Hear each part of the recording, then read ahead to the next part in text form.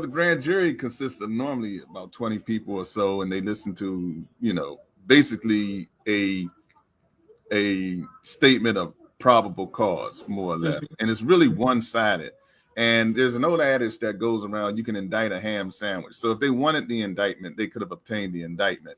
They presented evidence, I imagine, that did not support an indictment, and they didn't get it.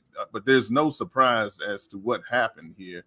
As I indicated, if they wanted it, they could have gotten it. They could have presented the evidence to support it, but they just failed to do that because, quite frankly, I don't think the district attorney wanted to be the one for whatever reason. Maybe he faced death threats, maybe his own personal political preservation. I don't know.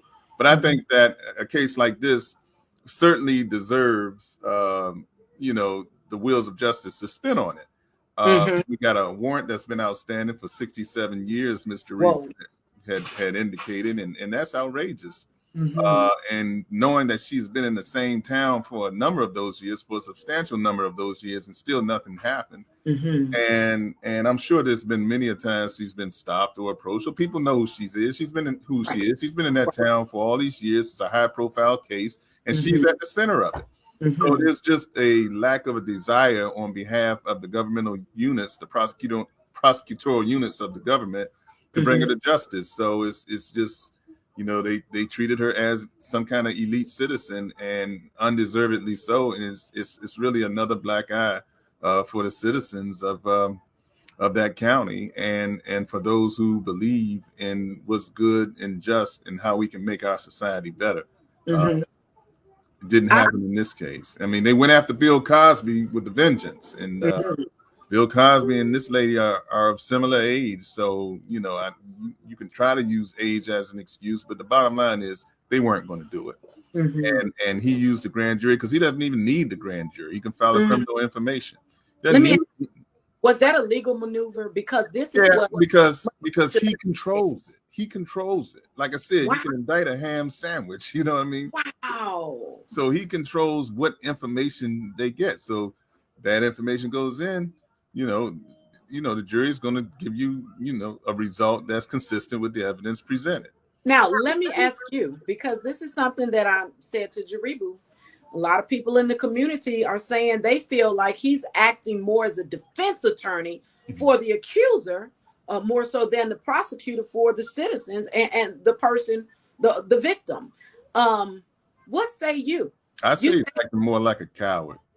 Wow. He's got a job to do to support the citizens of this county in his state, and he failed to do it. And quite frankly, in my opinion, he's a disgrace. And I can say that. And I say it in Mississippi. I say it right here from this great state of Maryland. I mean, that's disgraceful what he's done. You got a case like this that has historical implications. Who knows what the outcome would have been, but present the case, let the people decide the case, and let the outcome be whatever it's going to be. And that's all you have to do. So now, you shed a lot of light when you said that he controls. Right. Qualify that statement because you determine what information and evidence is going in front of the grand jury. And most times grand juries are basically a rubber stamp of the desires and wishes of the prosecution. They basically rubber stamp it.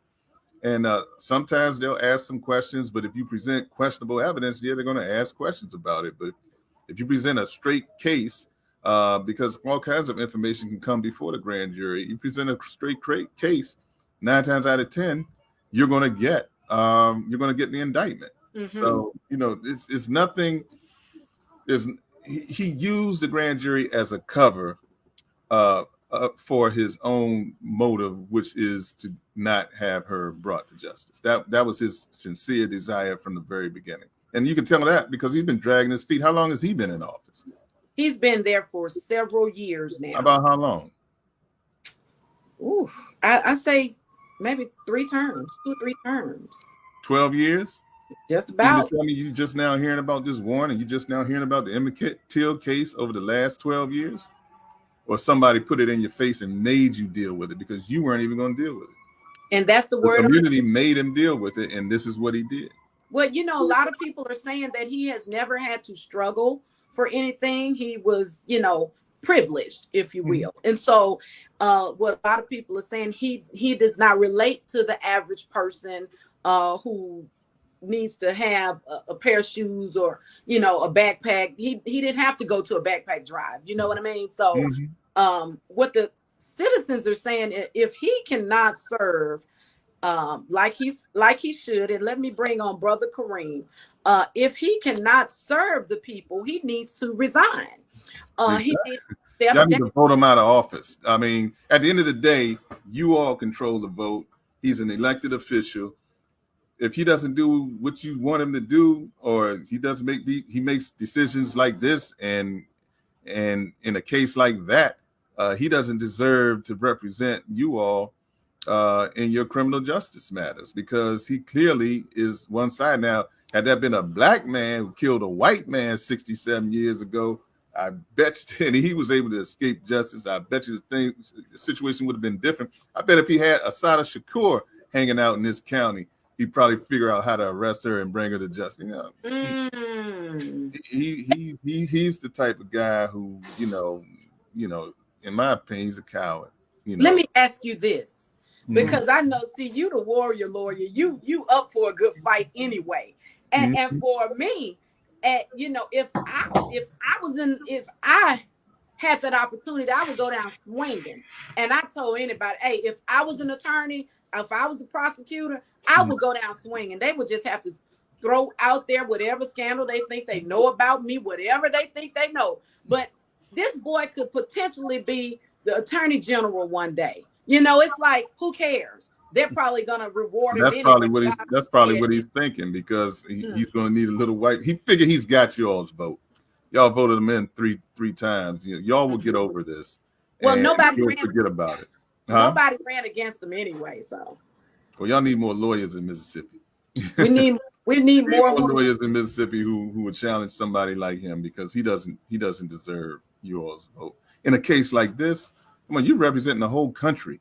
Goodness. Whether he wants to believe it or not, he represents an entire country, and this is how he disposed of a case that had national implications, that brought in the likes of Martin Luther King and all the other civil rights activists who were around during that day, and this he's a abysmal failure in my opinion. But Martin Luther King, Emmett Till, Malcolm X, Medgar Evers, those are the people. They're the reason why he's there today. He didn't get there on his own. We all know this. And you know, with people talking about abortion rights, well, the thing in the Black community is the Emmett Till case. Okay, so don't tell me what is more important in my community when I'm sitting here knowing that we still need justice. The family is still crying out and wanting to know, why has nothing been done? I think we know we're in the great state of Mississippi, and you were here when that flag came down. I can't say it enough, but according to Jaribu, we still got a long way to go. Yeah, you got and that goes across the country.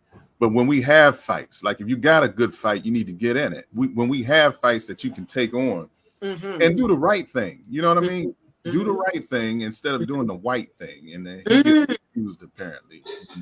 And there you go. So again, and to clarify, we are not alleging that anything has been suppressed at all. But we're just looking at the fact that it's been 67 years. This is a landmark case for us.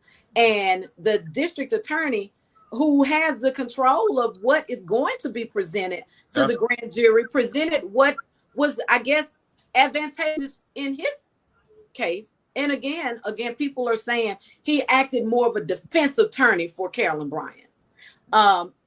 Thank you so much for tuning in. I wouldn't call him a defense attorney, because that's what I do, and I don't share his. I'm not of his ilk. He acted in his own self-interest to preserve whatever aspirations. Maybe he does want to become attorney general, and he's got to impress a whole lot more people than the county that he's representing now. I don't know, but he ain't no defense attorney either. He's a poor prosecutor, and that's what he is, period. Oh, wow. You heard it first from the warrior lawyer, you guys. And he's way at Maryland, as he says. Right here in Maryland, that's right. Hey, thank you so much. Thank you so much. I know you were busy, but we want to say thank you so much for making a little time for Mike Magazine. And sorry. Hey, anytime, Mike, you look, where'd my thing go? We're going to have to come to Maryland, man. Give me that real quick. Right on for Mike Magazine. Where we at? All in Maryland, y'all.